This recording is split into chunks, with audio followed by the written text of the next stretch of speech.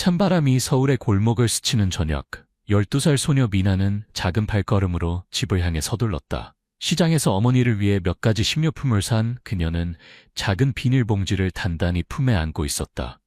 미나의 어머니 윤지는 대기업 공장에서 일하며 늦게 귀가하는 날이 많았다. 그래서 미나는 혼자서 장을 보고 간단한 식사를 준비하는 것이 일상이 되었다. 하늘에는 옅은 구름이 드리워져 있었고 멀리 가로등이 흐릿하게 빛나고 있었다. 그때 미나는 공장 앞을 지나가다가 한 노인을 발견했다. 공장의 커다란 철문 옆에 누더기 옷을 입은 남자가 앉아 있었다. 그의 머리는 헝클어져 있고 얼굴은 대쑥하며 창백했다. 떨리는 손으로 배를 움켜쥐며 천천히 일어서려 했지만 다리에 힘이 빠져 주저앉고 말았다. 미나는 발걸음을 멈추고 눈을 크게 뜨고 그를 바라보았다. 길을 서두르는 사람들은 마치 그가 보이지 않는 것처럼 무시했고 공장 직원으로 보이는 중년 여성이 빠르게 지나갔다. 저기요, 저 할아버지 괜찮으세요? 미나가 여성에게 말을 걸었다. 여성은 잠시 당황하다가 차갑게 고개를 저으며 작은 목소리로 대답했다. 그냥 거지일 뿐이야. 신경 쓰지 마. 하지만 미나의 발은 움직이지 않았다. 그녀는 조심스럽게 노인에게 다가가 작은 목소리로 물었다. 할아버지, 괜찮으세요? 노인은 천천히 고개를 들었다. 그의 눈 속에는 깊은 피로와 슬픔이 담겨 있었고 쉰 목소리로 대답했다. 아가야, 내가 며칠째 아무것도 먹지 못했단다. 조금이라도 음식이 있으면 좋겠구나. 미나는 잠시 생각한 후 봉지에서 빵을 꺼내 작은 손으로 내밀었다. 노인의 손은 떨리면서도 그 빵을 단단히 쥐고 마치 마지막 식사인 것처럼 급하게 입으로 가져갔다. 고맙다. 정말 고맙구나. 넌 정말 착한 아이로구나. 그의 눈에는 빛이 깃들고 눈물이 맺혔다. 미나는 미소 지었지만 노인의 입술이 파랗게 변한 것을 알아차렸다. 감기에 걸리셨어요? 노인은 미약하게 고개를 끄덕였다. 추위와 배고픔으로 몸이 힘들구나. 미나는 잠시 망설였지만 곧 결심했다. 잠시만 기다려주세요. 약을 가져올게요. 그렇게 말하고 그녀는 달려갔다. 미나는 작은 아파트로 돌아가 어머니가 모아둔 적은 돈에서 몇천 원을 꺼냈다. 어머니는 이 돈을 소중히 여겼지만 미나는 이 노인을 돕고 싶은 마음이 강했다. 그녀는 다시 시장으로 달려가 약국에서 가장 저렴한 감기약을 샀다. 추위에 떨면서도 노인이 아직 그곳에 있기를 바라며 그녀는 서둘러 돌아갔다. 할아버지, 약 가져왔어요. 숨을 헐떡이며 말하자 노인은 놀란 눈으로 그녀를 바라보았다. 그는 여전히 같은 자리에 앉아 있었지만 안색은 더욱 나빠져 있었다. 미나는 그의 앞에 쪼그려 앉아 물이 담긴 작은 병과 약을 건넸다. 이걸 드세요. 금방 나아질 거예요. 노인은 떨리는 손으로 약을 받아 천천히 삼켰다. 눈을 감고 잠시 조용히 있다가 이내 낮은 목소리로 중얼거렸다. 고맙구나. 고마워. 넌 정말 천사 같은 아이로구나. 그는 떨리는 손으로 미나의 머리를 살짝 쓰다듬었다. 신이 너에게 행운을 가져다 주길. 미나는 웃음을 지었지만 그 순간 노인의 눈 속에 이상한 빛이 깃든 것을 놓치지 않았다. 다음 날 아침 학교로 향하는 길에 미나는 다시 공장 앞을 지나갔다. 어제의 노인은 어떻게 지내고 있을까? 그녀의 마음에는 작은 불안과 기대가 섞여 있었다. 공장 문 앞에는 여전히 많은 노동자들이 출근하고 있었다. 그러나 그녀의 시선은 자연스럽게 문 구석으로 향했고 그곳에는 어제와 다름없는 모습으로 노인이 여전히 있었다. 미나는 놀라 달려갔다. 할아버지. 노인은 천천히 고개를 들고 미소 지었다. 안녕, 친절한 아가야. 또 만나게 되었구나. 미나는 안도하며 말했다. 약이 효과 있었어요? 그녀는 가방에서 빵을 꺼내 노인에게 건넸다. 아직 몸이 좋지 않으실 수 있으니 이걸 드세요. 노인은 감사의 표정으로 그것을 받아 천천히 먹기 시작했다. 넌 정말 착한 아이로구나. 그러나 그 조용한 대화를 방해하듯 날카로운 여성의 목소리가 울렸다. 또 당신이군요. 부끄럽지도 않나요? 미나는 놀라 돌아보았다. 깔끔한 정장을 입은 여성이 서 있었다. 머리는 단정하게 묶여 있었고 차가운 눈으로 노인을 내려다보고 있었다. 저 사람은 박 과장님이야. 한 직원이 작게 속삭였다. 박 과장은 엄한 목소리로 계속했다. 여기서 뭐하고 있는 거죠? 공장 이미지를 망치려고요? 미나는 필사적으로 변명했다. 하지만 할아버지는 아무 나쁜 짓도 하지 않았어요.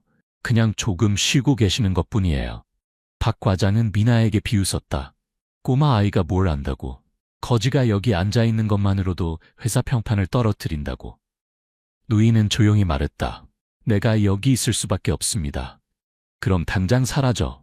그녀의 고함 소리가 주변 사람들을 침묵시켰다. 모두가 시선을 돌리고 관여하고 싶지 않다는 분위기를 풍겼다. 미나는 주먹을 꽉 쥐고 눈에 눈물을 머금었다. 하지만 할아버지는 아무 나쁜 짓도 하지 않았는데. 박 과장은 차갑게 웃었다. 인생은 그렇게 달콤하지 않아, 꼬마야. 그때 노인은 천천히 코트 안주머니에 손을 넣어 낡은 은반지를 꺼냈다. 넌 내가 만난 사람 중 가장 친절한 아이야. 이건 내 소중한 물건이다. 너에게 주마. 미나는 놀라 눈을 동그랗게 떴다. 하지만 이렇게 소중한 걸. 노인은 미소 지으며 고개를 끄덕였다. 받아주렴. 이건 너에 대한 감사의 마음이란다. 미나는 잠시 망설였지만 노인의 마음을 받아들이고 작게 고개를 끄덕였다. 감사합니다. 소중히 간직할게요. 그러나 그녀는 아직 몰랐다. 이 반지가 그녀의 인생을 크게 흔들어 놓게 될 것이라는 사실을. 미나는 노인에게서 받은 반지를 살며시 주머니에 넣고 그 작은 금속의 차가움을 느끼며 가슴속에 따뜻한 것이 퍼지는 것을 느꼈다. 박 과장의 차가운 시선이 꽂히는 가운데 노인은 조용히 일어나 비틀거리는 발걸음으로 공장문을 떠났다. 미나는 그의 뒷모습을 바라보며 무언가 말하고 싶었지만 말이 나오지 않았다. 그녀의 손 안에는 작은 은반지가 단단히 쥐어져 있었다. 그날 학교에 갔어도 미나의 머리에서 노인 생각은 떠나지 않았다. 수업 중에도 멍하니 창밖을 바라보며 저 반지의 의미에 대해 생각하고 있었다. 하지만 그것이 단순한 감사의 표시가 아니라 그녀와 어머니에게 재앙을 가져올 것이라는 사실은 이때의 그녀는 알 수 없었다. 학교가 끝나자 그녀는 곧장 집으로 돌아갔다. 어머니 윤지님이 기가에 있었고 낡은 재봉틀 앞에서 일하고 있었다. 미나가 조용히 방으로 들어서자 윤지는 곧바로 그녀의 모습이 이상하다는 것을 알아차렸다. 미나야, 무슨 일 있니?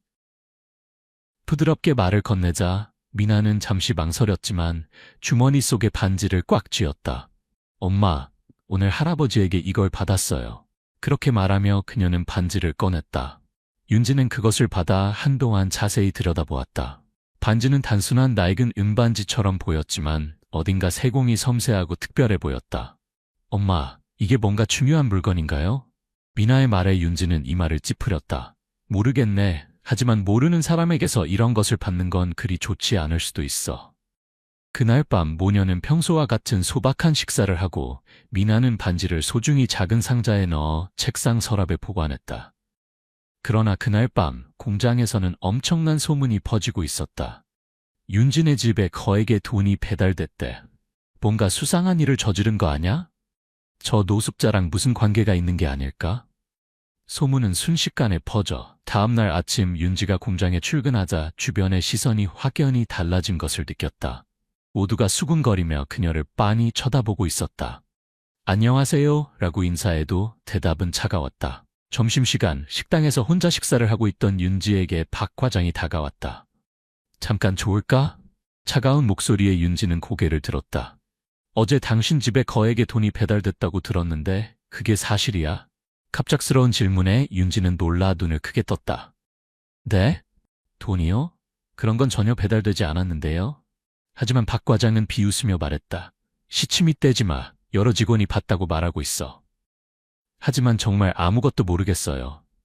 필사적으로 부정하지만 박 과장의 눈은 차갑고 용서가 없었다. 그럼 증명해야 할 거야. 만약 거짓말을 하고 있다면 당신은 이 공장에서 일할 수 없게 될지도 몰라. 한편 그날 학교에 간 미나도 주변의 시선이 차가워진 것을 느끼고 있었다. 너네 집 훔친 돈으로 살고 있다며. 반의 한 남자아이가 갑자기 말을 걸었다. 아니야, 그런 거 아니야.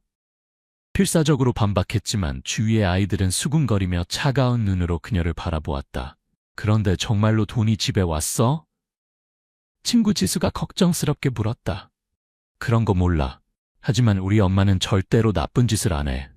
울면서 집에 돌아온 미나를 보고 윤지는 곧바로 그녀를 껴안았다. 미나야, 무슨 일이니?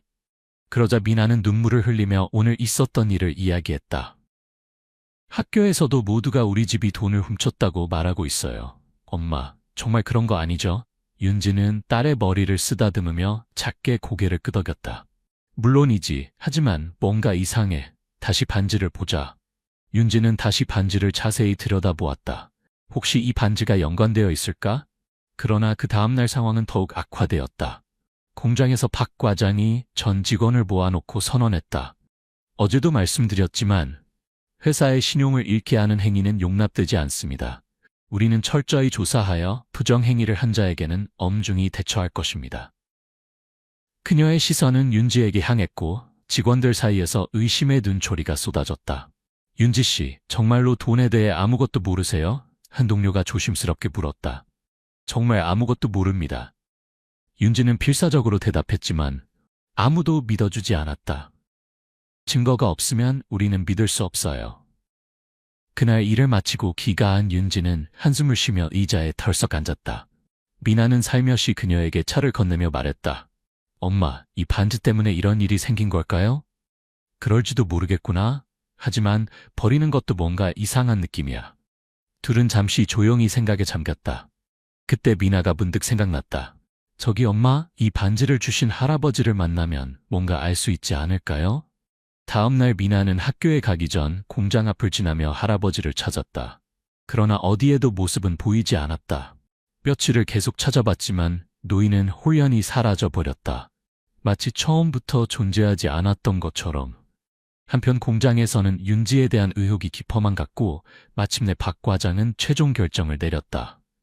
윤지 씨, 더 이상 당신의 의혹을 무시할 수 없습니다. 회사의 신용과 관련된 문제입니다. 경찰에 신고하겠습니다. 윤지의 얼굴이 창백해졌고 미나는 필사적으로 아니에요. 우리 엄마는 나쁜 사람이 아니에요 라고 외쳤다. 하지만 아무도 믿어주지 않았다. 그런 절망의 순간 갑자기 공장의 문이 열리고 한 남자가 천천히 들어왔다. 그 모습을 본 순간 미나의 눈이 크게 떠졌다. 저 할아버지. 하지만 그 남자는 예전처럼 누더기 옷을 입은 모습이 아니라 고급스러운 정장을 입고 있었고 마치 다른 사람 같았다. 공장 내가 조용해진 가운데 그는 천천히 입을 열었다. 여러분, 잠시 말씀드릴 것이 있습니다. 저는 단순한 거지가 아닙니다. 그 순간 분위기가 일변했다. 과연 이 남자의 정체는 무엇일까? 그리고 미나와 윤지에게 쏟아진 의혹을 해소할 수 있을까? 공장 안에 정적이 흘렀다. 모두의 시선이 갑자기 나타난 남자에게 집중되는 가운데 그 남자는 천천히 걸음을 옮겼다. 전에는 누더기 옷을 입고 떨고 있던 노인이었을 테지만 지금은 고급 정장을 입고 당당한 모습을 하고 있었다. 마치 전혀 다른 사람 같은 그의 변신에 직원들은 놀라움을 감추지 못했다. 미나는 눈을 크게 뜨고 작게 중얼거렸다. 하라. 하지만 남자는 부드럽게 미소만 지을 뿐 미나의 부름에 곧바로 대답하지 않았다. 그의 당당한 태도와 세련된 행동은 마치 오랜 경영자처럼 보였다.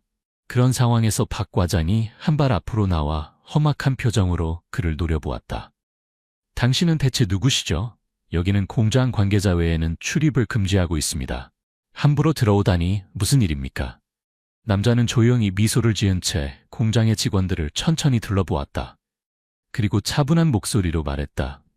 늦게 자기소개를 드렸군요. 저는 이 공장의 진짜 소유주 김준호입니다. 그 말이 떨어지는 순간 공장 안이 술렁였다. 직원들은 서로 기헥말을 나누며 모두가 믿을 수 없다는 표정을 지었다. 이 사람이? 모두가 소리를 낮추어 속삭이는 가운데 박 과장의 안색이 순식간에 변했다. 그런 말도 안 돼요. 당신이 이 공장에? 그녀의 목소리는 약간 떨리고 있었다. 김준호는 조용히 고개를 끄덕였다. 저는 오랫동안 이 공장을 그림자에서 지켜봐왔습니다. 하지만 직접 현장을 보고 직원들이 어떻게 일하고 있는지 확인하고 싶었습니다. 그래서 저는 잠시 동안 거지로 가장하여 이 공장 문 앞에 앉아 있었던 겁니다. 그 말에 놀라움의 목소리가 올라왔다. 그럼 그때 그 노인이. 미나는 숨을 삼켰다. 그가 말하는 것이 사실이라면 그녀가 도운 거지는 사실 대기업의 사장이었다는 말이 된다. 그러나 박 과장은 여전히 반론하려 했다. 그렇다면 왜 지금에 와서 정체를 밝히는 겁니까? 이 일과 무슨 관계가 있습니까?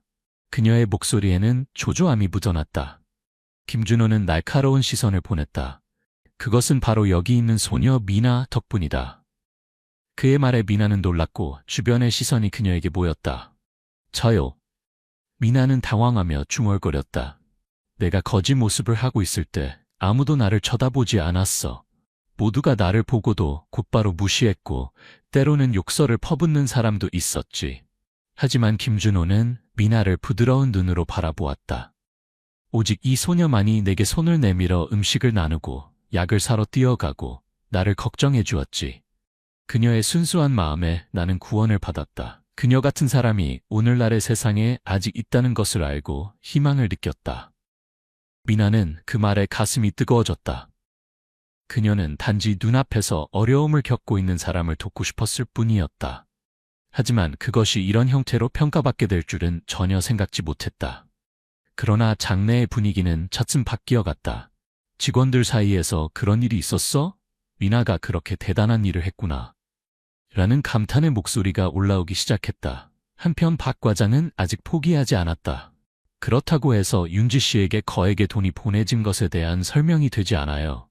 어떤 오해가 있는 거겠죠? 이 건은 아직 조사가 필요합니다. 그녀는 마지막 저항을 시도했지만 김준호는 그 말을 가로막았다. 그 돈은 내가 보낸 거다. 순간 장소가 고요해졌다. 내가 윤지 씨의 집에 돈을 보낸 것은 그녀의 딸 미나가 내게 베풀어준 은혜에 보답하기 위해서였다. 미나의 행동은 순수했고 대가를 바라지 않았다. 그럼에도 나는 감사의 마음을 전하고 싶었던 것이다. 김준호는 차분한 목소리로 계속했다. 하지만 그것이 이런 소동을 일으키고 윤지 씨와 미나에게 힘든 시간을 보내게 한 것에 대해 깊이 사과드립니다. 윤지는 너무 놀라 아무 말도 할 수 없었다. 그녀는 단지 미나가 선의로 행동했을 뿐인데 이렇게 큰 파장을 일으킬 것이라고는 꿈에도 생각하지 못했다. 그리고 공장의 사람들은 점차 이해하기 시작했다. 아, 그런 일이었구나. 그럼 윤지 씨는 아무 잘못도 없는 거네요? 하지만 박 과장은 납득하지 않았다. 그녀는 초조하게 목소리를 높였다. 하지만 마음대로 회사 직원에게 거액을 보내는 것은 문제입니다. 그런 일을 인정해버리면 질서가 무너집니다. 그녀의 말에 김준호는 침착하게 대답했다. 질서가 무너진다고? 정말 그렇게 생각하는가? 그의 목소리에는 날카로움이 더해졌다. 당신이 하고 있던 것은 직원들을 감시하고 압박하고 약자를 짓밟는 것이 아니었는가? 당신은 공장의 이익을 지킨다는 명목으로 직원들을 괴롭혀왔던 것이 아닌가? 박 과장은 할 말을 잃었다. 직원들의 시선도 점차 그녀에게로 향하기 시작했다. 맞아, 박 과장님은 항상 너무 엄격했어. 그녀 때문에 그만둔 사람도 있다고 들었어. 우리도 언젠가 같은 일을 당할 수 있었을 거야. 수근거림이 퍼지고 박 과장의 얼굴색은 점점 창백해졌다. 김준호는 조용히 말했다. 나는 오늘 여기서 결정을 내린다. 박 과장, 당신은 오늘부로 해고다. 그 순간 공장 내에 놀라움의 소리가 퍼졌다. 해고? 정말로? 하지만 아무도 반론하는 사람은 없었다. 그만큼 그녀의 행동은 한계를 넘어섰던 것이다. 박 과장은 충격을 받고 뭔가를 말하려 했지만 이제 아무도 그녀의 편을 들어주는 사람은 없었다. 이윽고 그녀는 어깨를 떨구고 조용히 공장을 뒤로했다. 김준호는 다시 윤지와 미나를 향해 돌아섰다. 윤지 씨, 그리고 미나, 정말 미안했습니다. 앞으로 공장 환경을 개선하고 직원들이 안심하고 일할 수 있는 직장을 만들어 가겠다고 약속합니다. 윤지는 눈물을 흘리며 깊이 고개를 숙였다. 감사합니다. 미나도 가슴 가득한 감사를 담아 말했다. 할아버지, 아니, 김 사장님, 정말 감사합니다. 김준호는 미소를 지으며 작은 미나의 머리를 살짝 쓰다듬었다. 네가 알려주었어. 사람을 돕는 것이 얼마나 귀중한 것인지를. 그 말에 미나의 눈동자가 반짝반짝 빛났다. 거지였던 남자가 실은 대보였고 그녀의 작은 친절이 운명을 크게 바꾸어 놓았다는 것을 미나는 마음 깊이 실감했다. 공장 내의 분위기는 완전히 바뀌었고 박 과장이 어깨를 떨구고 떠나는 모습을 바라보며 미나는 가슴속에 묘한 감정을 품고 있었다. 그녀가 그저 친절한 마음으로 한 일이 이렇게 큰 일로 이어질 줄은 생각도 못했다. 미나의 어머니 윤지는 눈물을 닦으며 몇 번이고 깊이 고개를 숙이며 김준호에게 감사의 말을 전했다. 정말 감사합니다. 하지만 제가 한 일은 아무것도 없습니다. 아니에요, 윤지 씨. 당신은 훌륭한 어머니입니다. 미나가 이렇게 따뜻한 마음을 가지고 있는 것은 당신의 양육 방식이 좋았기 때문일 거예요. 김준호는 조용히 그렇게 말하며 부드럽게 미소 지었다. 그 순간 공장 내의 직원들은 지금까지의 오해를 풀듯 윤지에게 향해 박수를 보내기 시작했다. 윤지 씨, 의심해서 미안해요. 미나야, 너는 대단한 일을 한 거야. 여기저기서 목소리가 올라오는 가운데 미나는 부끄러운 듯 어머니 뒤로 숨었다.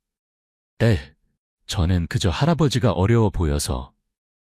그녀의 작은 목소리가 들리자 더 큰 박수가 울려 퍼졌다.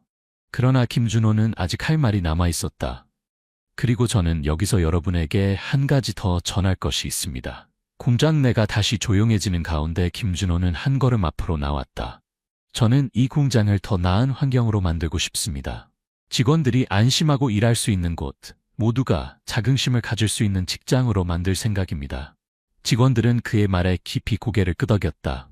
김준호가 단순한 사장이 아니라 그들을 진정으로 생각해주고 있다는 것을 이해했기 때문이었다. 그리고 윤지 씨, 당신에게는 특별한 제안이 있습니다. 갑자기 이름이 불리자 윤지는 놀란 표정을 지었다. 네? 저에게요? 김준호는 천천히 고개를 끄덕였다. 당신 같은 성실한 인재에게 앞으로도 이 공장에 남아주었으면 합니다. 그래서 새로운 관리직으로 공장 운영에 참여해 주셨으면 합니다. 그 순간 공장 내에 술렁임이 일었다. 관리직? 윤지 씨가? 대단하네. 윤지는 너무 놀라 말을 잇지 못했다. 아, 저에게는 그런 능력이? 하지만 김준호는 부드럽게 말했다. 당신에게는 충분한 가치가 있습니다. 이 공장을 위해 일해온 당신이라면 직원들의 마음을 잘 이해하고 있을 테지요.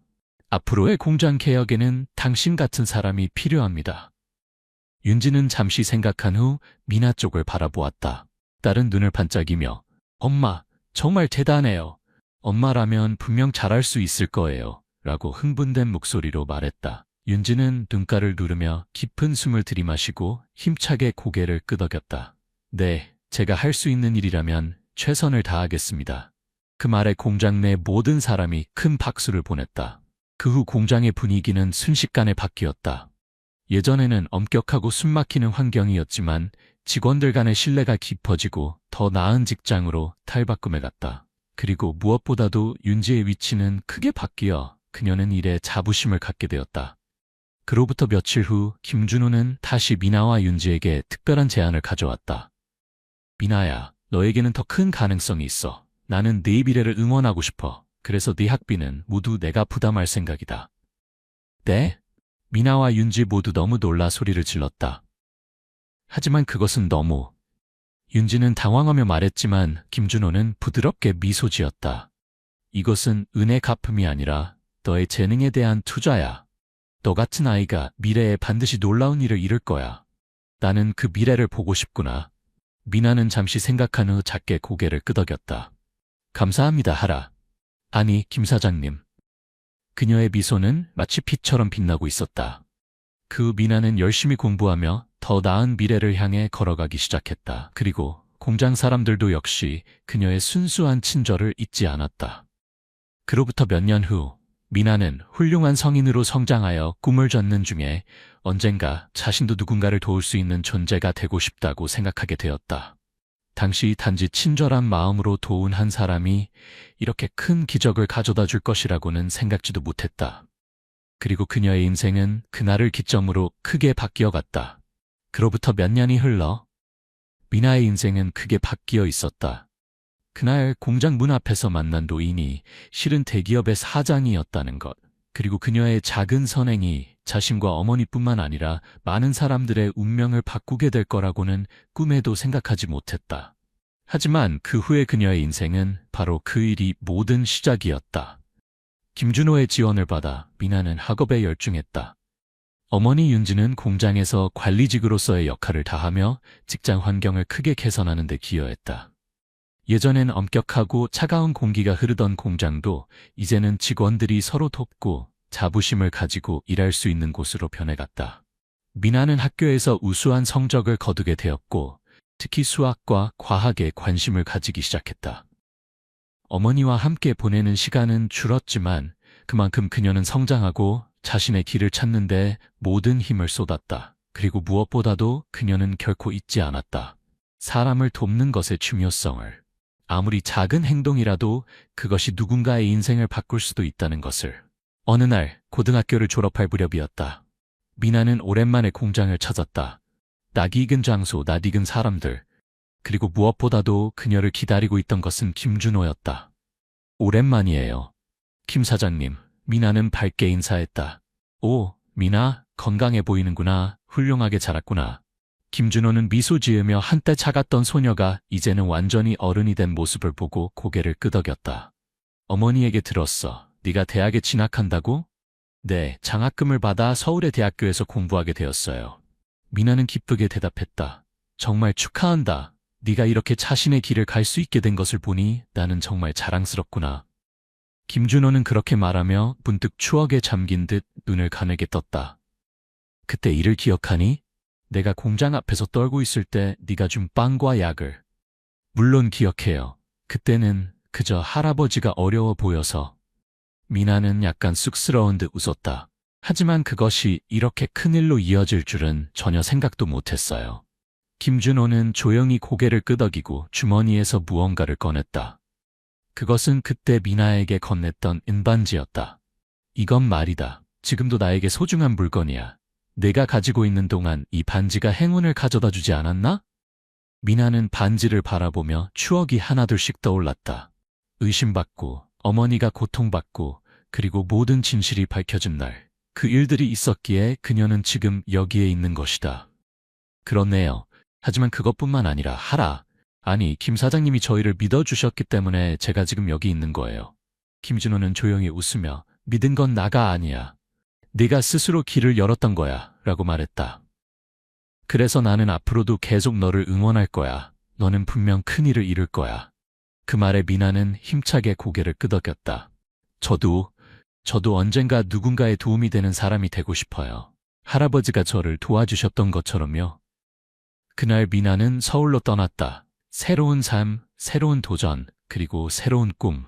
그녀의 마음에는 그날의 일이 확실히 새겨져 있었다. 그리고 그녀는 맹세했다. 아무리 멀리 가더라도 사람을 돕는 것을 잊지 않겠다고. 몇 년 후 미나는 대학을 졸업 후 자신의 꿈을 찾고 있었다. 그녀는 의료의 길로 진출해 사람들의 생명을 구하는 일을 마음에 두었다. 왜냐하면 그날의 선행이 누군가의 인생을 크게 바꿨듯이 그녀 또한 누군가를 구할 수 있을지도 모른다고 믿었기 때문이다. 그리고 어느 날 미나는 한 가난한 노인을 발견했다. 그는 길가에 앉아 추위에 떨고 있었다. 그 모습은 한때의 김준호와 겹쳐 보였다. 미나는 망설임 없이 그의 곁에 쪼그려 앉아 부드럽게 말을 걸었다. 할아버지, 괜찮으세요? 그 순간 과거의 자신과 현재의 자신이 연결되는 듯한 기분이 들었다. 그리고 그녀는 미소를 지으며 따뜻한 음식과 약을 건넸다. 그것은 몇 년이 지나도 변하지 않는 그녀 안에 있는 순수한 선이었다. 작은 친절이 큰 기적을 만들어낸다. 그것이 미나의 인생을 바꾼 하나의 교훈이었다. 서울 변두리의 조용한 동네. 낮은 아파트들 사이에 자리한 작은 주택가에 김민준과 박소라는 행복한 신혼생활을 이어가고 있었다. 민준은 지역 물류회사에서 배송기사로 일했고 소라는 지하철역 근처 작은 꽃집에서 파트타임으로 일하고 있었다. 그들의 집은 작지만 소라가 심어놓은 다양한 꽃들로 가득한 정원이 있었다. 담쟁이가 벽을 타고 올라가고 제비꽃과 튤립이 계절마다 번갈아 피어나는 아담한 정원은 이웃들의 부러움을 샀다. 민주는 출근할 때마다 소라가 정성껏 준비한 도시락을 들고 나갔고 소라는 현관문 앞에서 그를 웃는 얼굴로 배웅했다. 오늘도 조심해서 다녀와. 저녁에 같이 밥 먹자. 소라가 말하면 민주는 그녀의 이마에 가볍게 키스하며 대답했다. 그래, 일찍 올게. 너도 무리하지 마. 짧고 평범한 대화였지만 그 안에는 깊은 신뢰와 사랑이 담겨 있었다. 민주는 일이 힘들어도 집에 돌아오면 소라의 웃는 얼굴이 기다리고 있다는 생각에 힘을 얻었다. 소라는 꽃집 일을 진심으로 사랑했고 손님에게 꽃다발을 건넬 때마다 이 꽃이 누군가를 행복하게 해주길 하는 작은 소망을 담았다. 맑은 일요일 아침, 민준이 정원에서 잡초를 뽑고 있을 때 소라가 작은 화분을 들고 나왔다. 여보, 이것 좀 봐. 어제 가게에서 남은 튤립 구근인데 우리 집에서 키워볼까? 소라는 눈을 반짝이며 말했다. 민주는 웃으면서 대답했다. 나는 꽃에 대해 잘 모르지만 소라가 하고 싶다면 도와줄게. 두 사람은 그날 함께 흙을 파고 구근을 심었다. 저녁 정원 벤치에 앉아 맥주를 마시며 민준이 문득 말했다. 소라야, 난 너와 이렇게 살 수 있어서 정말 행복해. 일이 힘들어도 여기로 돌아오면 모든 걸 잊을 수 있어. 소라는 약간 쑥스러워하면서 대답했다. 나도 그래. 민준이가 있어 매일이 즐거워. 그들의 생활은 부유하지 않았지만 서로를 의지하며 충만했다. 주말에는 한강에서 자전거를 타거나 동네의 작은 축제에 참가하며 소소한 행복을 나누었다. 그러나 그런 행복한 나날이 영원히 계속될 수는 없었다. 가을의 어느 저녁, 비가 내리기 시작하고 하늘이 회색으로 변했다. 민주는 그날 장거리 배송을 맡아 아침 일찍 집을 나섰다. 오늘은 좀 늦을 수도 있어. 하지만 꼭 돌아올게. 그가 말했다. 소라는 평소처럼 도시락을 건네며 웃었다. 알았어. 비가 오니까 운전 조심해. 민주는 트럭에 올라타고 백미러로 소라가 손을 작게 흔드는 모습을 보며 출발했다. 한편 소라는 꽃집 교대가 끝나고 가게 주인에게 부탁받아 조금 늦게까지 남아 있었다. 폐점 후 그녀는 자전거를 타고 우산을 쓴 채 집으로 향했다. 비는 점점 강해지고 바람이 차갑게 얼굴을 때렸다. 민준이 우산 챙겼을까? 소라는 혼잣말을 중얼거리며 페달을 밟았다. 그녀가 자주 지나다니는 교차로에 다다랐을 때였다. 갑자기 요란한 경적 소리가 울리고 빗속에서 시야가 좋지 않은 상태에서 트럭이 미끄러져 소라의 자전거를 들이받았다. 충격으로 소라는 공중에 날아 아스팔트에 내동댕이 쳐졌다. 자전거 바퀴가 공회전하고 우산이 바람에 날아가고 소라의 몸은 움직이지 않았다. 그 무렵 민주는 배송지 창고에서 짐을 내리고 있었다. 휴대폰이 울리고 낯선 번호에서 온 전화에 약간 의아해하면서도 받았다. 여보세요, 김민준 씨이신가요? 여기 세브란스 병원입니다. 부인께서 사고를 당하셨고 지금 응급수술 중입니다. 빨리 와주세요. 민준의 손에서 전화기가 미끄러질 뻔했고 그는 순간 무슨 일이 일어났는지 이해할 수 없었다. 소라가 사고라고? 거짓말이겠지. 그는 중얼거리며 급히 트럭에 뛰어올라 병원으로 달려갔다. 비가 앞유리를 때리고 와이퍼가 바쁘게 움직이는 동안 민준의 머릿속은 혼란으로 가득 찼다. 소라야, 괜찮을 거야. 그냥 가벼운 부상일 거야. 병원에 도착했을 때 민준은 접수처를 지나쳐 수술실 앞까지 달려갔다. 그곳에는 수술 중이라는 붉은 램프가 켜져 있었고 간호사가 그를 제지했다. 보호자분이신가요? 지금 의사 선생님이 전력을 다해 대응하고 계십니다. 잠시만 기다려주세요. 민주는 숨을 가쁘게 쉬며 수술실의 작은 창문으로 안을 들여다보았다. 소라가 수술대에 누워있고 의사들이 분주히 움직이는 모습이 보였다. 그녀의 얼굴은 창백했고 눈은 감겨 있었으며 피에 젖은 옷이 옆에 놓여 있었다. 민준의 다리가 떨리고 그는 벽에 기대어 주저앉을 뻔했다. 소라야, 제발 죽지 마. 그는 마음속으로 기도했다. 얼마나 시간이 흘렀는지 알 수 없었다. 마침내 수술실 문이 열리고 하얀 가운을 입은 의사가 지친 표정으로 나왔다. 민준은 일어서서 의사의 말을 기다렸다. 김 씨, 부인의 생명엔 지장이 없지만 척수 손상이 있어 하반신이 움직이지 않게 될 겁니다. 걷는 것은 더 이상 불가능할 것 같습니다. 의사는 조용히 알렸다. 그 말은 민준의 귀에 꽂혀 그의 머릿속을 하얗게 만들었다. 걸을 수 없다고? 소라가? 그럴 리가 없어. 그는 중얼거렸지만 의사의 단호한 표정을 보고 그것이 현실임을 깨달았다. 민준은 수술실에서 실려 나온 소라에게 다가갔다. 그녀는 아직 의식이 없었고 얼굴에는 작은 상처가 남아 있었으며 호흡이 약하게 떨렸다. 민준은 그녀의 손을 잡고 차가운 손가락에 자신의 손을 겹쳤다. 소라야, 내가 있어. 절대 괜찮을 거야. 그는 떨리는 목소리로 말했다. 눈물이 넘쳐 뺨을 타고 바닥에 떨어졌다. 그때 소라의 눈이 천천히 떠지고 민준을 바라보았다. 그녀의 눈은 공포와 혼란으로 가득했지만 민준의 손을 약하게 쥐어주었다. 민준아, 미안해. 그녀는 신 목소리로 중얼거리며 다시 눈을 감았다. 민준은 그 말에 가슴이 조여들고 미안해할 거 없어, 소라야. 내가 곁에 있을게 라고 반복했다. 병원 복도에 울리는 기계음과 희미하게 들리는 빗소리가 두 사람의 새로운 현실을 차갑게 감쌌다. 민준은 소라의 손을 놓지 않고 그녀가 잠든 모습을 계속 바라보았다. 그날부터 그들의 인생은 완전히 바뀌었다. 소라는 다시는 걸을 수 없는 몸이 되었고 민주는 그녀를 지원하겠다는 결심을 했다. 하지만 그 결심이 얼마나 큰 시련을 동반할지 그는 아직 상상도 할 수 없었다. 소라가 눈을 떴을 때 그녀는 자신의 다리가 움직이지 않는다는 것을 깨닫고 조용히 울었다. 민주는 그녀를 안아주었다. 내가 있어. 계속 곁에 있을게. 소라의 눈물이 민준의 어깨를 적시고 그의 마음에 깊은 상처를 새겼다. 두 사람의 사랑은 이제 시작될 긴 투쟁의 첫 걸음을 내딛었다. 소라의 사고로부터 며칠 후 그녀는 병원을 퇴원하고 김씨 부부의 작은 집으로 돌아왔다. 민주는 회사의 상황을 설명하고 며칠간의 휴가를 얻어 소라 곁에 있었다. 그들의 거실에는 병원에서 빌린 침대가 놓여 있었고 소라는 그 위에 조용히 누워 있었다. 그녀의 다리는 움직이지 않았고 무릎 아래가 마치 다른 사람의 것처럼 무감각했다. 민주는 침대 옆에 앉아 소라의 손을 잡고 부드럽게 말했다. 집에 돌아올 수 있어서 다행이야. 조금씩 익숙해지자. 하지만 소라의 눈은 공허했고 그저 천장만 바라보고 있었다. 민준아, 난 이제 걸을 수 없는 거야. 그녀가 중얼거리자 민주는 즉시 대답했다. 그런 거 신경 쓰지 마. 내가 있잖아. 뭐든지 할 수 있어. 미소를 지었지만 마음속으로는 그 말이 얼마나 무겁게 울리는지 그 자신이 가장 잘 알고 있었다.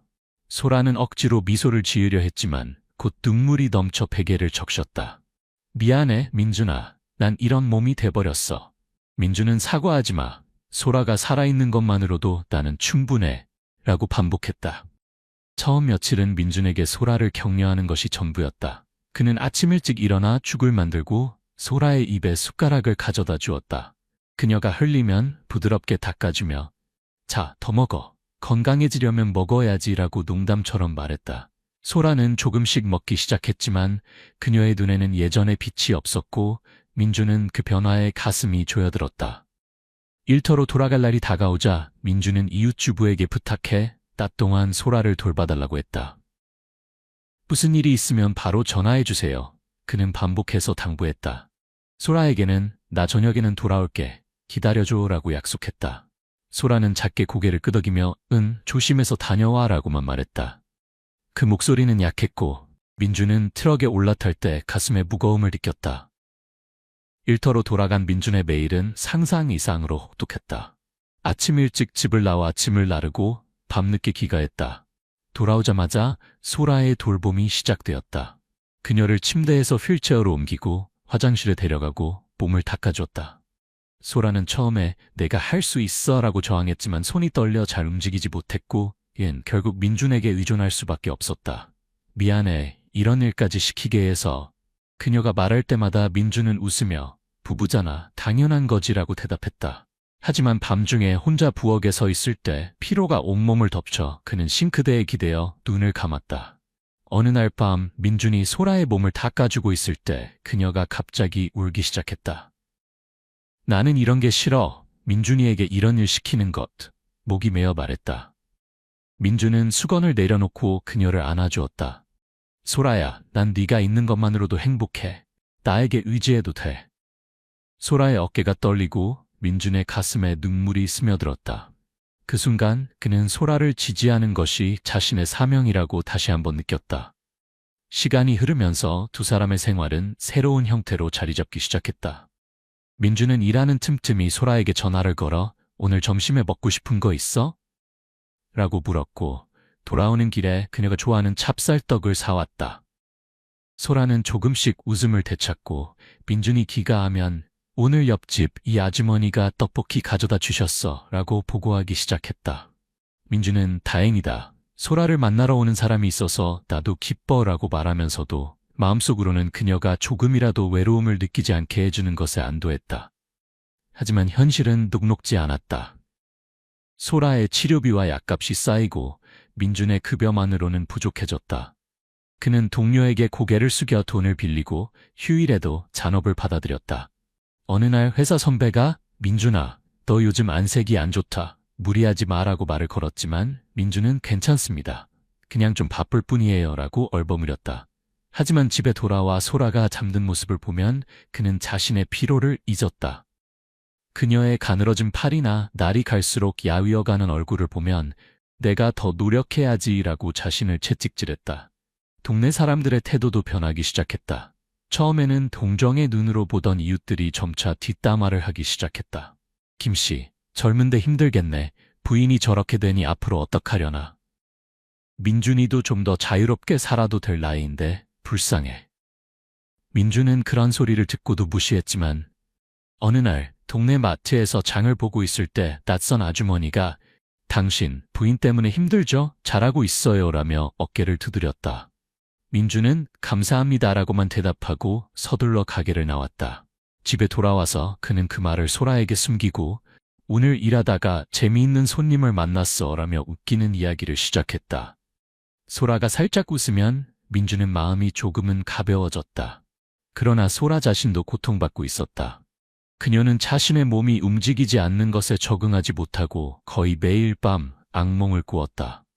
꿈속에서 그녀는 뛰어다니고 꽃집에서 일했지만 깨어나면 현실이 그녀를 무너뜨렸다. 어느 아침 민준이 출근하기 전 소라가 나 민준이한테 짐이지? 라고 문득 말했다. 민준은 놀라서 전혀 그렇지 않아.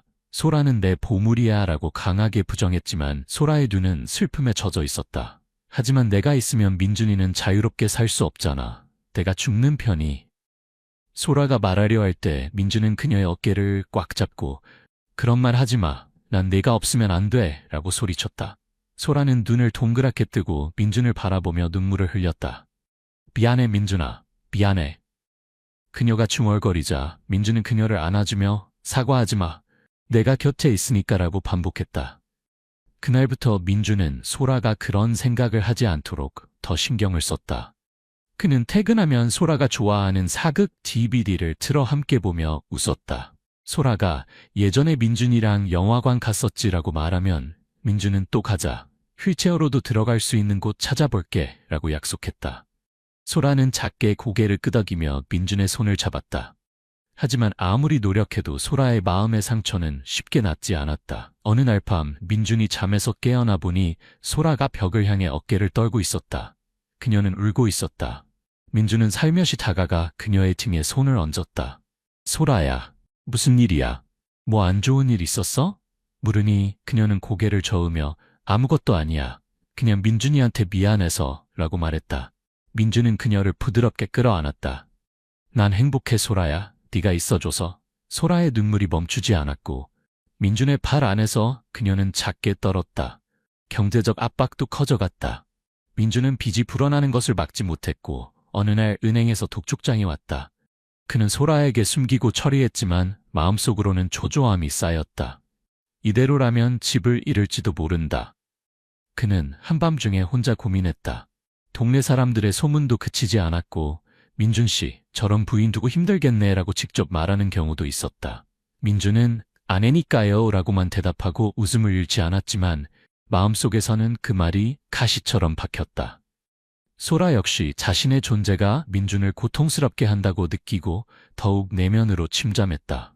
그녀는 민준이 기가하면 웃으려 했지만 그 웃음은 어딘가 공허했고 민준은 그 뒤에 숨겨진 슬픔을 알아차렸다. 어느 날 민준이 지쳐서 기가하자 소라가 민준아 이혼하는 게 좋지 않을까? 라고 갑자기 말했다. 민준은 눈을 동그랗게 뜨고 뭐? 왜 그런 말을 해? 라고 놀랐다. 소라는 눈물을 참으며 난 민준이를 묶어두기만 해. 더 자유롭게 살았으면 해. 라고 중얼거렸다. 민준은 그녀의 손을 꽉 잡았다. 소라야, 난 너와 함께 있는 것이 행복해. 이혼 같은 건 생각도 할 수 없어. 소라는 울면서 하지만 이라고 말하려 했지만 민준이 하지만이 아니야. 우리는 부부잖아. 함께 이겨내는 거야. 라고 차단했다. 소라는 민준의 가슴에 얼굴을 묻고 소리 죽여 울었다. 민준은 그날 밤 그녀가 잠들 때까지 곁에 있었다. 소라의 잠든 얼굴을 보며 그는 내가 더 강해지면 소라를 이런 기분에 빠지게 하지 않을 텐데 라고 자책했다. 두 사람의 사랑은 시련 속에서 흔들리면서도 서로를 지지하며 겨우 유지되고 있었다. 하지만 그 앞에 기다리는 더 큰 시련을 그들은 아직 알지 못했다. 민준은 소라를 위해 모든 것을 바칠 각오였지만 그 각오가 그를 얼마나 몰아붙일지 그 자신도 알 수 없었다. 소라의 사고로부터 5년이 지나 김민준과 박소라의 생활은 겉으로 보기에는 안정된 듯했다. 민준은 매일 아침 일찍 일어나 소라에게 아침을 먹여주고 출근한 뒤 밤에는 지친 몸을 이끌고 기가해 그녀를 돌보는 일과를 반복했다. 소라는 침대에서 책을 읽거나 창밖으로 정원의 꽃들을 보며 시간을 보냈다. 민준이 돌아오면 그녀는 오늘 참새가 정원에 왔었어 라는 작은 일상을 보고하고 민준은 그래? 소라가 먹이라도 주면 더 많이 올지도 몰라라며 웃으며 대답했다. 두 사람의 대화는 평온했고 소라의 미소도 조금씩 돌아오고 있었다. 민준은 소라를 위해 유머를 잃지 않고 일하면서 만난 이상한 손님 이야기를 하거나 TV에서 본 예능 프로그램의 개그를 따라하며 그녀를 웃게 하려 했다. 어느 저녁, 민준이 예전에 소라와 함께 불꽃놀이 축제에 갔던 때를 회상하며 내가 손에 든 불꽃을 떨어뜨려서 큰 소동이 났었지라고 말하자 소라는 거짓말, 그건 민준이가 떨어뜨린 거잖아 라며 웃으며 반박했다. 그런 순간은 민준에게 무엇보다 큰 위안이었다. 하지만 그 평온함은 깨지기 쉬웠고 민준의 마음에는 피로와 불안이 계속 쌓여가고 있었다. 빚은 줄어들지 않고 오히려 이자로 늘어나 매월 상환에 쫓기는 나날이었다. 그는 소라에게 이 사실을 숨기고 일이 잘 되고 있어 라고 밝게 행동했지만 밤중에 혼자 장부를 보며 머리를 감싸 안았다. 동네 사람들의 소문도 그치지 않았고 민준 씨, 저런 부인 두고 잘 견디고 있네 라는 말을 직접 들을 때마다 그는 감사합니다 라고 웃으며 대답할 수밖에 없었다. 하지만 그 말이 가슴에 꽂히고 밤이 되면 소라의 잠든 얼굴을 보며 내가 제대로 하고 있는 걸까 라고 자문했다. 소라 역시 자신의 존재가 민준에게 짐이 된다고 느끼고 있었다. 그녀는 민준이 지쳐 돌아오는 모습을 보며 내가 이렇지만 않았다면 민준이는 더 편하게 살 수 있었을 텐데 라고 여러 번 생각했다. 어느 날 민준이 일 때문에 늦게 돌아왔을 때 소라는 침대 위에서 혼자 눈물을 흘렸다. 민준아, 미안해. 내가 살아있는 의미가 있는 걸까? 그녀는 자신의 무력함에 짓눌렸다. 민준이 귀가하자 소라는 눈물을 닦고 늦었네 라며 미소를 지었지만 민준은 그 뒤에 숨겨진 슬픔을 알아차렸다. 소라야, 무슨 일 있었어? 물어보자 그녀는 응, 아무것도 아니야. 피곤하지? 빨리 자라고 얼버무렸다. 민준은 그 말을 믿고 싶어 고개를 끄덕였지만 마음 한구석이 불편했다. 그런 날들이 계속되던 중 어느 아침이 찾아왔다. 민준은 평소처럼 소라에게 아침을 먹여주고 다녀올게, 점심에 전화할게 라고 남기고 집을 나섰다. 그는 트럭에 올라타 평소의 배송 루트를 달리기 시작했다. 날씨는 맑았고 바람이 상쾌하게 창문으로 들어왔다. 민준은 오늘은 일찍 끝내고 소라에게 맛있는 것 좀 사가야지라고 생각하며 운전했다. 그러나 도중에 그는 깜짝 놀랐다. 지갑을 집에 두고 온 것이다. 어쩔 수 없네. 점심은 참자. 아니, 소라에게 전화할 동전도 없잖아. 고민 끝에 그는 트럭을 유턴시켰다. 집이 가까우니까 금방 돌아갈 수 있겠지. 집에 도착했을 때는 오전 11시를 조금 지난 시간이었다. 집은 조용했고 정원의 꽃들이 바람에 흔들리고 있었다. 소라는 일어났을까? 민준은 중얼거리며 현관문을 열었다. 신발을 벗고 거실로 들어서는 순간 그의 발걸음이 멈췄다. 침실 문이 조금 열려 있었고 그곳에서 보이는 광경에 민준의 심장이 얼어붙었다. 소라가 침대에 앉아있고 그녀 앞에 남자가 있었다. 남자는 정장을 입은 30대 후반 정도의 인물로 민준에게는 익숙한 얼굴이었다. 장정우. 소라의 대학 시절 친구였다. 정우는 소라의 손을 잡고 있었고 소라는 울고 있었다. 민준의 귀에 두 사람의 대화가 단편적으로 들려왔다. 소라야, 이제 자책하지 마. 내가 언제든지 도울 테니까. 정우가 부드럽게 말하자 소라는 목이 메어 대답했다. 정우야, 고마워. 하지만 나는 민준이에게 더 이상 고생시키고 싶지 않아. 그는 더 자유롭게 살아야 하는데. 내가 이런 몸이라서. 정우는 그런 말 하지 마. 민준이도 소라를 사랑하고 있잖아 라고 위로했지만 소라는 고개를 저으며 말했다. 사랑하니까 그를 놓아주고 싶어. 나는 민준이에게 너무 미안해서. 민준은 그 자리에 서서 머릿속이 하얘졌다. 소라의 눈물, 정우의 손이 그녀를 잡고 있는 모습, 모든 것이 그의 가슴을 파고들었다. 놓아주고 싶다고? 나를? 민준은 마음속으로 중얼거리며 다리가 떨렸다. 5년 동안 소라를 위해 일하고 그녀를 지지해온 그 모든 것이 소라의 말로 부정당한 것 같았다. 동네 사람들의 목소리가 머릿속에 울렸다. 민준 씨, 젊은데 불쌍하네. 저런 아내라면 사랑한다고 해도. 민준은 한 발짝 물러서서 문틀에 기대었다. 소라와 정우는 민준을 알아차리지 못하고 대화를 계속했다. 정우야, 나는 이제 민준이에게 의지할 수 없어. 그가 피곤한데도 나 때문에 무리하고 있어. 소라가 말하자 정우는 알았어. 내가 더 힘이 되어줄게. 소라가 힘들면 언제든지 나한테 의지해라고 대답했다. 민준의 눈에 눈물이 가득 차올랐고 그는 조용히 몸을 돌려 소리 없이 현관까지 돌아가 밖으로 나왔다. 트럭에 올라타자 그의 손이 떨리고 무의식적으로 핸들을 세게 잡았다. 시동을 걸고 출발했지만 어디로 가는지도 알 수 없었다. 머릿속에서는 소라와 정우의 모습이 반복해서 재생되었다. 소라는 나를 사랑하지 않는 걸까? 5년 동안의 내 노력은 헛된 것이었나? 주문처럼 멈추지 않고 눈물이 뺨을 타고 흘렀다. 민준은 동네 외곽까지 운전해 강가의 빈터에 트럭을 세웠다. 시동을 끄고 좌석에 기대어 하늘을 바라보았다. 구름이 천천히 흘러가고 바람이 나무들을 흔들고 있었다. 나는 무엇을 위해 노력해왔던 거지? 그는 중얼거리며 눈을 감았다. 소라의 놓아주고 싶다는 말이 머릿속에서 떠나지 않고 가슴이 조여들었다. 동네 사람들의 소문이 맞았던 건가? 소라는 나에게 묶여있을 뿐인 건가? 그는 의심에 사로잡혔다. 눈물이 그치지 않고 핸들에 이마를 기대었다. 얼마나 시간이 흘렀는지 모르겠다.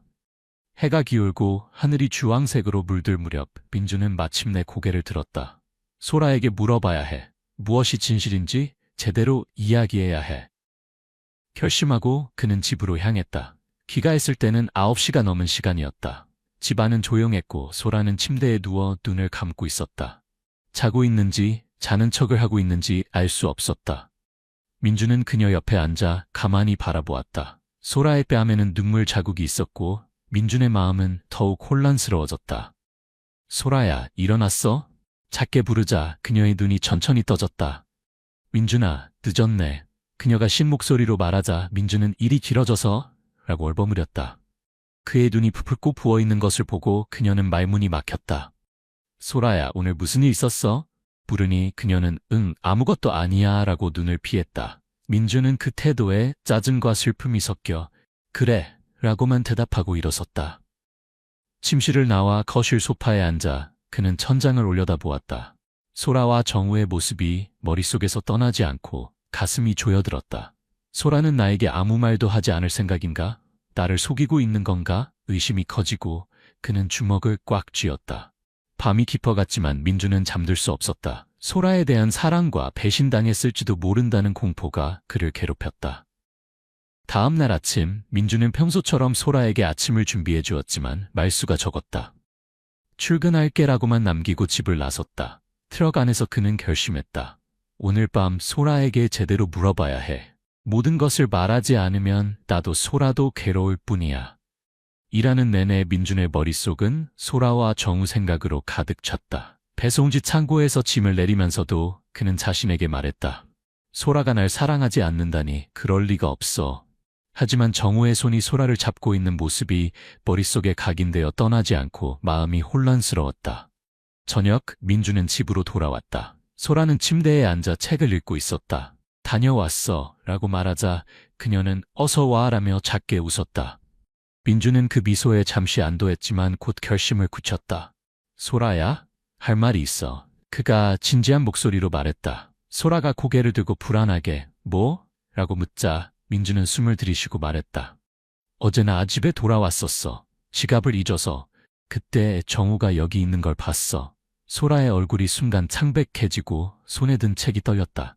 그건 그녀가 말하려 했지만 민준은 가로막았다. 소라야, 솔직하게 말해줘. 무슨 일이 있는 거야? 소라의 눈에서 눈물이 흘러내리고 그녀는 고개를 숙였다. 민준은 그 모습을 보며 가슴이 더욱 조여들었다. 소라야, 제발 말해줘. 그가 말하자 소라는 울면서 입을 열었다. 정우는 그냥 친구야. 어제 약을 가져다 주고 내 얘기를 들어줬을 뿐이야. 민준이에게 부담 주기 싫어서 내가 약한 모습을 보였던 거야. 민준은 부담이라고? 나는 너를 사랑하니까 이 모든 걸 하는 거야. 그런데 정우에게 그런 이야기를 하냐고 라며 목소리를 높였다. 소라는 미안해. 민준아, 미안해. 난 민준이를 상처 주고 싶지 않았을 뿐인데 라며 울음을 터뜨렸다.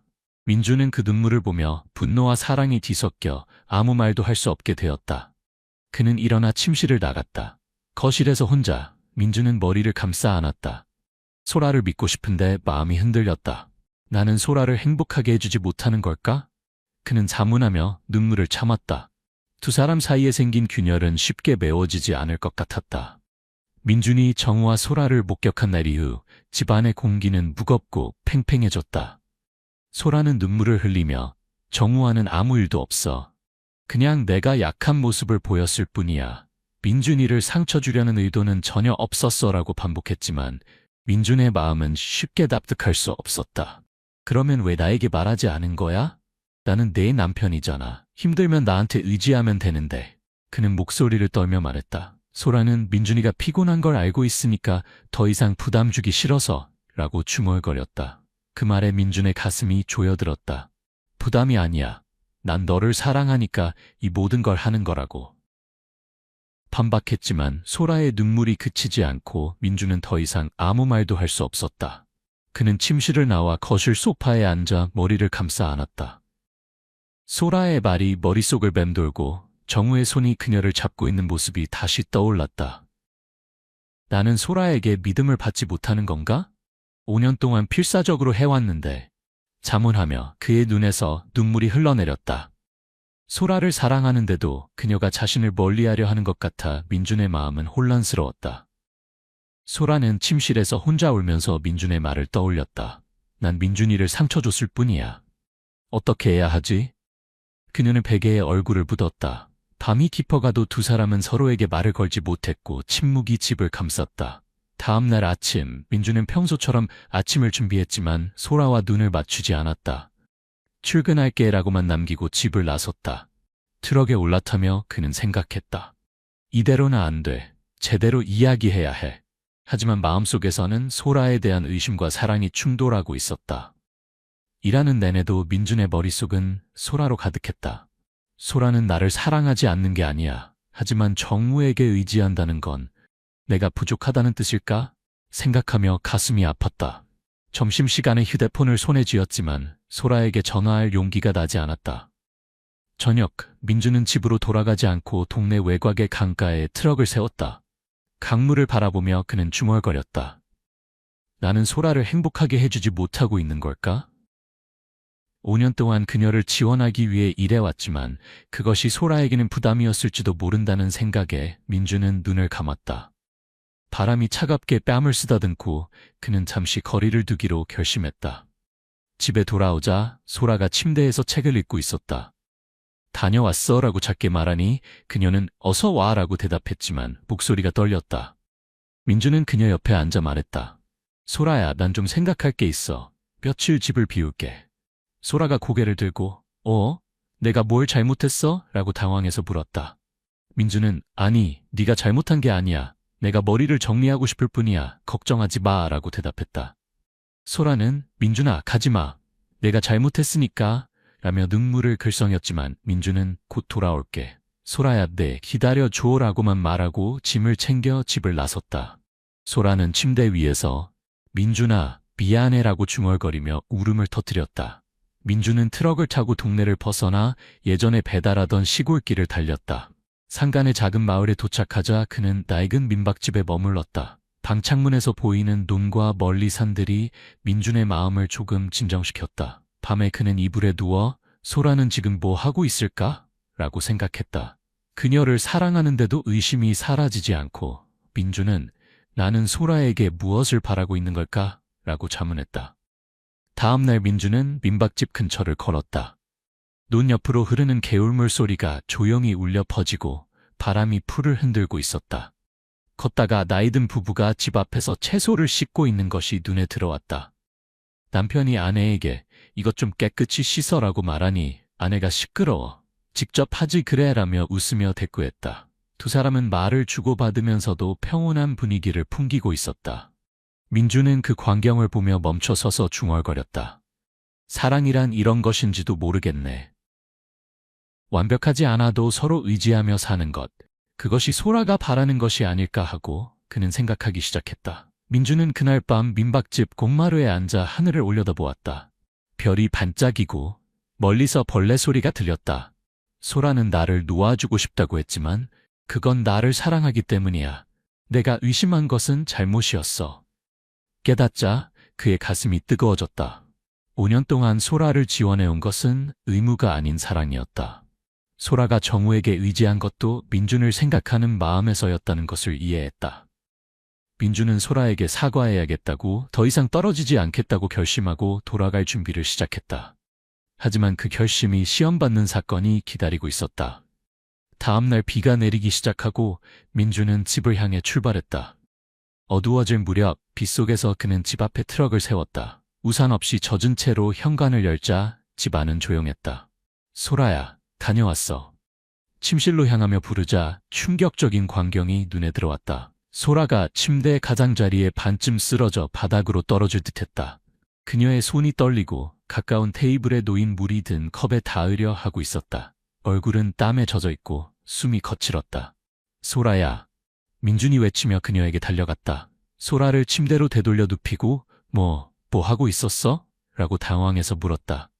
그녀는 눈물을 흘리며 민준아, 물이 마시고 싶어서 혼자 가져오려다가 라고 쉰 목소리로 대답했다. 민준은 그녀를 안아주었다. 내가 없는 동안 그런 걸 했다니 다치면 어쩌려고 그랬어? 목소리를 떨며 말했다. 소라는 미안해, 민준이가 돌아오지 않을까봐. 나 무서웠어 라고 울면서 말했다. 민준의 눈에서 눈물이 흘러내리고 그는 소라를 꽉 안았다. 소라야, 내가 잘못했어. 절대 떠나지 않을게. 소라의 가느다란 몸이 떨리고 민준은 그녀의 머리를 쓰다듬으며 난 네가 없으면 안 돼. 절대 다시는 이런 생각 안 하게 할게 라고 속삭였다. 소라는 민준아, 나도 그래. 미안해, 내가 약해서 라며 울었고 민준은 약해도 괜찮아. 내가 있으니까 라고 대답했다.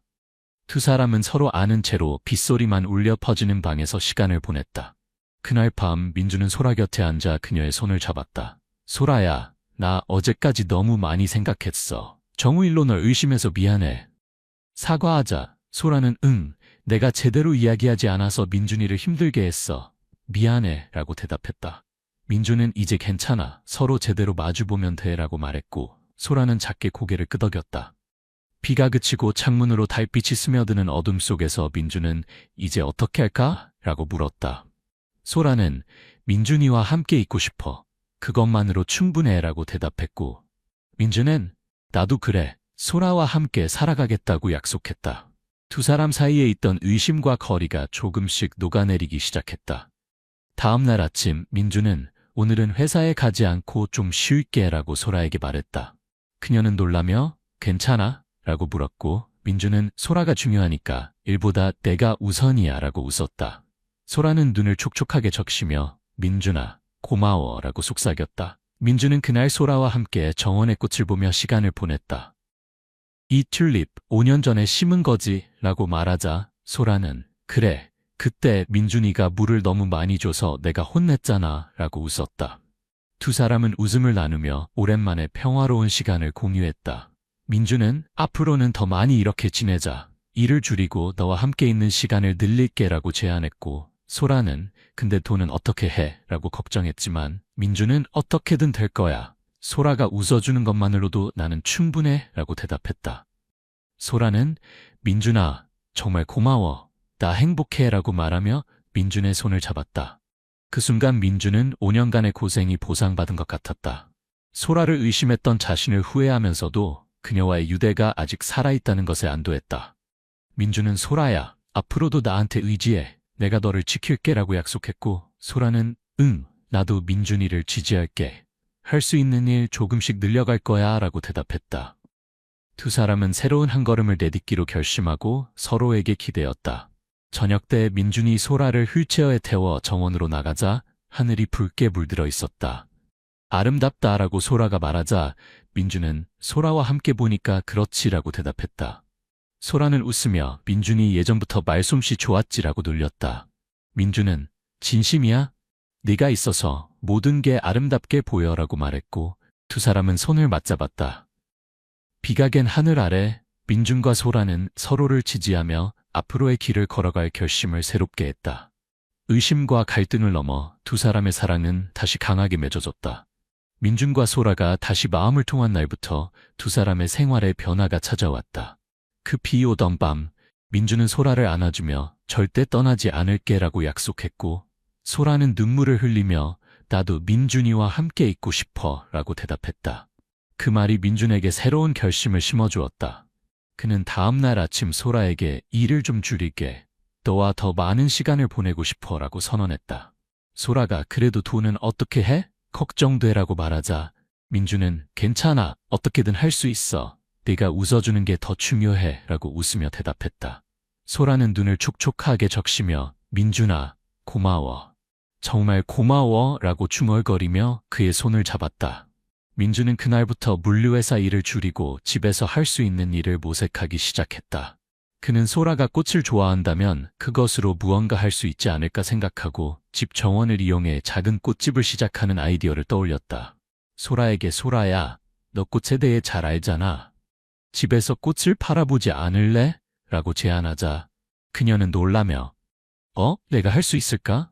다리가 이런데 라고 불안해했다. 민준은 내가 도울게. 네가 꽃을 고르고 나는 운반하고 판매하고 둘이 하면 할 수 있어 라고 격려했다. 소라는 잠시 생각하더니 해보고 싶어. 내가 아직 쓸모가 있다면 이라고 작게 웃었다. 민준은 그 미소를 보고 좋아, 결정됐어 라고 가슴을 폈다. 두 사람은 곧바로 준비를 시작했다. 민준은 이웃에게 부탁해 오래된 선반을 빌려 정원에 작은 판매 공간을 만들었다. 소라는 침대 위에서 꽃 카탈로그를 읽으며 어떤 꽃을 들여올지 선택했다. 이 장미 예쁘네. 동네 사람들이 좋아할 것 같아라고 말하자 민준은 그럼 그거 주문하자. 소라의 안목이라면 틀림없을 거야 라고 웃었다.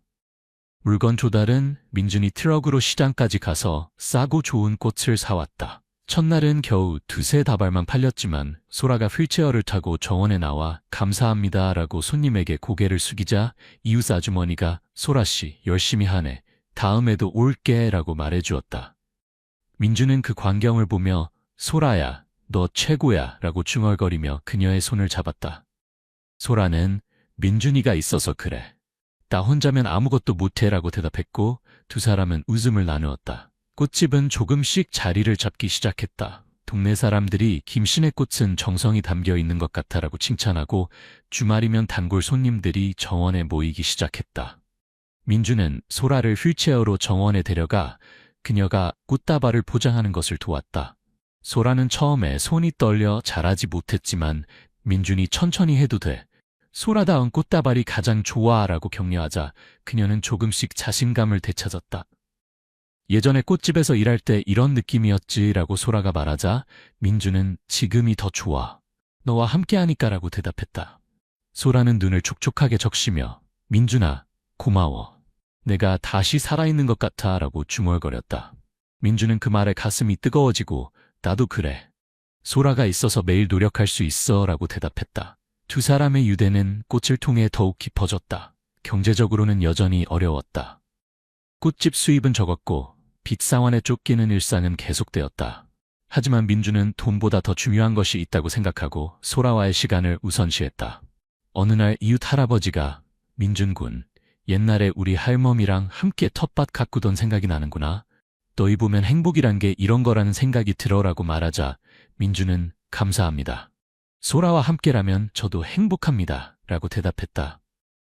그 말이 민준의 마음에 깊이 울렸다. 소라 역시 자신의 존재가 민준에게 짐이 되지 않는다고 느끼기 시작했다. 그녀는 꽃을 포장하며 민준아, 나 예전처럼 일할 수 있을 거라고 생각도 못했어. 고마워라고 여러 번 말했다. 민준은 소라가 즐거워하니 그걸로 충분해. 네가 웃으면 나도 기쁘니까 라고 대답했고 두 사람은 서로를 지지하며 새로운 일상을 만들어갔다. 동네 사람들의 태도도 바뀌었다. 전에는 민준이 불쌍하다며 뒷담화를 하던 사람들이 김씨 부부 대단하네. 소라씨도 열심히 해라고 칭찬하기 시작했다. 어느 날 단골 손님 아주머니가 이 꽃다발 딸 생일에 가져갈게. 소라씨가 만들었다고 하면 좋아할 것 같아 라며 웃으며 사가자. 소라는 감사합니다. 기쁩니다라며 눈물을 참았다. 민준은 그 모습을 보며 소라야, 넌 대단해라고 중얼거리며 그녀의 어깨를 감쌌다. 소라는 민준이가 곁에 있어서 그래 라고 대답했고 두 사람은 조용한 행복을 느꼈다. 그런 중에 과거의 그림자가 다시 나타났다. 어느 아침 민준이 꽃에 물을 주고 있을 때 휴대폰이 울렸다. 낯선 번호에 받아보니 민준씨, 장정우입니다. 기억하세요? 라는 목소리가 들렸다. 민준은 순간 굳어졌지만 아, 정우씨, 무슨 일이세요? 라고 차분히 대답했다. 정우는 소라씨 일로 좀 이야기하고 싶은데 만날 수 있을까요? 라고 말했고 민준은 잠시 망설이다 알겠어요. 점심에 역 앞 카페에서 라고 약속했다. 소라에게는 잠깐 나갔다 올게 라고만 말하고 민준은 정우를 만나러 갔다. 카페에서 정우는 지친 표정으로 앉아 있었다. 민준씨, 갑자기 죄송합니다. 소라씨가 걱정돼서요. 라고 운을 떼자 민준은 지금 소라는 괜찮아요. 당신이 걱정할 필요 없어요. 라고 조용히 말했다. 정우는 사실 그때 소라씨가 저한테 의지해온 거 민준씨에게 배 끼치는 건 아닐까 계속 마음에 걸렸어요. 사과하고 싶어서요 라며 고개를 숙였다. 민준은 그를 바라보며 그때는 저도 혼란스러웠어요. 하지만 이제 알아요. 당신은 소라를 돕고 싶었을 뿐이죠 라고 대답했다. 정우는 그렇습니다. 소라씨가 민준씨를 얼마나 사랑하는지 저도 알아요. 그래서 그녀를 격려하고 싶었을 뿐이에요 라고 말했고 민준은 고마워요 정우씨. 그때 소라를 지지해줬군요 라고 처음으로 감사의 말을 전했다. 정우는 약간 놀라며 민준씨 저 안심했습니다. 소라씨 앞으로도 잘 부탁드립니다 라고 웃었다. 민준은 당연하죠. 소라는 제 아내니까요 라고 대답하고 두 사람은 악수를 나눴다. 그날 민준은 집으로 돌아와 소라에게 정우를 만났어 라고 보고했다. 소라가 왜? 라고 놀라자 민준은 옛날 일 사과하러 왔더라. 그 친구 너를 소중하게 생각하고 있어. 하지만 이제부터는 나만 있으면 되지? 라고 웃었다. 소라는 눈을 촉촉하게 적시며 민준이만 있으면 돼. 내겐 민준이가 있으면 그걸로 행복해 라고 대답했다. 민준은 그녀를 안아주며 나도 그래, 소라야. 앞으로도 함께 노력하자 라고 속삭였다. 정우와의 앙금이 풀리고 민준의 마음은 가벼워졌다. 그 후 두 사람의 생활은 더욱 전향적으로 변했다. 꽃집은 작은 성공을 거듭하여 동네 행사에서 꽃을 장식해달라는 의뢰까지 받게 되었다. 민준은 소라를 휠체어로 행사장에 데려가 그녀가 꽃을 배치하는 모습을 자랑스럽게 지켜보았다. 소라는 민준아, 내가 이런 일을 할 수 있다니 꿈만 같아 라고 말했고 민준은 소라라면 할 수 있어. 난 항상 믿었어 라고 대답했다. 동네 사람들이 김씨 부부의 꽃이 최고야 라고 칭찬하자 민준과 소라는 웃으며 인사했다. 어느 저녁 민준은 소라를 정원으로 데려가 석양을 보았다. 하늘이 붉게 물들고 바람이 꽃들을 흔들고 있었다. 소라야, 아름답다라고 민준이 말하자 소라는 민준이와 함께라서 그래 라고 대답했다. 민준은 그녀의 손을 잡고 내가 있어서 난 매일 노력할 수 있어. 소라야, 고마워 라고 속삭였다. 소라는 눈을 촉촉하게 적시며 나도 그래. 민준이가 곁에 있어서 내가 살아있어서 다행이라고 생각해 라고 대답했다. 두 사람은 석양을 바라보며 서로의 온기를 느꼈다.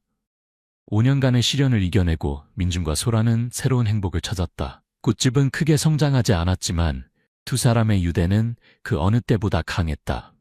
동네 사람들이 김씨 부부 같은 사랑이 정말 아름답다고 말할 때마다 민준은 소라가 있어서 그래요 라고 웃었다. 소라는 민준 덕분이에요 라고 대답하고 두 사람은 손을 맞잡았다. 어느 날 민준이 정원에서 꽃에 물을 주고 있을 때 소라가 휠체어를 타고 나와 여보, 이 꽃 우리가 심은 튤립의 자식인 것 같아 라고 말했다. 민준은 웃으며 그래, 우리처럼 잘 자라고 있네 라고 대답했다. 소라는 응, 우리처럼이라고 웃고 두 사람은 서로를 바라보았다. 그 순간 민준은 소라야, 이제부터 계속 함께 있자라고 말했고 소라는 응, 민준아, 영원히 함께야 라고 대답했다. 석양이 두 사람을 비추고 꽃들이 바람에 흔들리는 가운데 민준과 소라의 사랑은 영원히 계속될 것이라 믿어졌다. 그들은 시련을 이겨내고 서로를 지지하며 조용하고 깊은 행복을 만들어갔다.